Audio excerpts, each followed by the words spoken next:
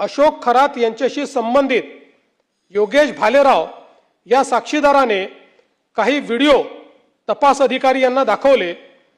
त्यात व्हिडिओमध्ये एकूण 8 महिलांचे 35 व्हिडिओ असल्याचे समोर आले। सदर व्हिडिओमध्ये असलेल्या व्हिडिओत अशोक खरात याने भोंदूगिरी व जादूटोणा तंत्रमंत्र वापरून अनेक महिलांशी बलात्कार व अश्लील चाळे केले असल्याचे दिसून आले। ज्या साक्षीदाराने व्हिडिओ पोलिसांसमोर दाखवण्याची हिम्मत केली त्या साक्षीदारास अशोक खरातकडून जीविताबाबतची भीती होती।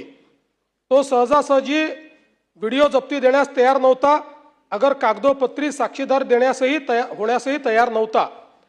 त्यास पोलिसांनी सुरक्षेची हमी दिली व त्यास कौशल्याने हाताळून त्याच्याकडून व्हिडिओ जप्त केले।